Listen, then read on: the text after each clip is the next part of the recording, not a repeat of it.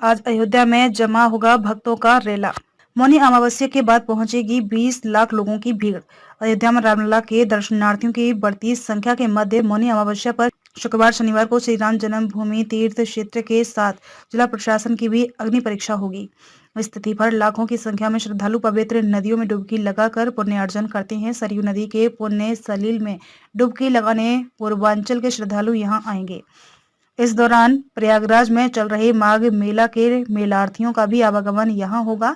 इस भीड़ का आकलन कठिन है, क्योंकि प्रयागराज जाने वाली 1/4 भीड़ पूर्वांचल के श्रद्धालुओं की होती है। फिर भी अयोध्या में 20-25 लाख की भीड़ अपेक्षित है। खास बात है कि प्रयागराज के माघ मेला से आच्छादित अयोध्या के इस अघोषित मेला की कोई अतिरिक्त तैयारी दूसरे मेला की तरह नहीं होती है। अब तक यहाँ आने वाली भीड़ सरयू स्नान के बाद हनुमानगढ़ी तक सीमित होती रही, लेकिन अब राम मंदिर में रामलला की प्राण प्रतिष्ठा हो गई है, तो मेलार्थियों की प्राथमिकता में राम मंदिर दर्शन होगा। रेलवे स्टेशन के प्लेटफार्म से लेकर सरयू नदी के घाटों पर रात्रि गुजार कर सुबह धर्म कर्म में निमग्न रहने वाली आस्थावान भक्तों की यह भीड़ शासन प्रशासन से किसी सुविधा की अपेक्षा नहीं करती है। फिर भी उनकी सुरक्षा की शासन की जिम्मेदारी है। संगम स्नान के बाद लौटती भीड़ रामनवमी का ट्रिलर होगी। रामनवमी अयोध्या का सबसे प्रमुख मेला है। अब तक यह कनक भवन के साथ दूसरे मंदिरों में बटी रहती थी। पहली बार यह भीड़ श्री राम जन्मभूमि में केंद्रित होगी। उस लिहाज से दर्शन व्यवस्था व भीड़ नियंत्रण की योजना सुदृढ़ करनी होगी। फिर भी मौनी अमावस्या पर संगम स्नान के बाद लौटते मेलार्थियों की भीड़ एक ट्रेलर होगी और तीर्थ क्षेत्र व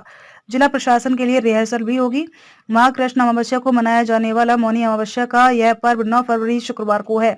इसके लिए गुरुवार को अयोध्या होकर श्रद्धालु प्रयागराज के लिए प्रस्थान करेंगे, जबकि संगम स्नान के बाद शनिवार को वापस अयोध्या होकर अपने गंतव्य पर रवाना होंगे। रामलला के दर्शनार्थियों की दक्षिण के बजाय उत्तर से लगाई गई कतार रामलला के दर्शन के लिए उमड़ रहे दर्शनार्थियों की भीड़ से पूरी यातायात व्यवस्था ही नहीं, श्री राम जन्मभूमि तीर्थ क्षेत्र की व्यवस्था भी चरमरा गई है। इसके कारण सुरक्षा अधिकारी भी असमंजस में है। बिना किसी पूर्व निर्धारित योजना के वाहनों का डायवर्जन कर दिया गया है, लेकिन बड़े ओहदेदारों व उनके रिश्तेदारों के वाहनों को भीड़ में भी प्रवेश कराया जा रहा है और उनके लिए मोबाइल भी प्रतिबंधित नहीं है। दूसरी ओर कतारबद्ध आम श्रद्धालुओं की दर्शन व्यवस्था को लेकर भी निर्धारित योजना नहीं सामने आई है।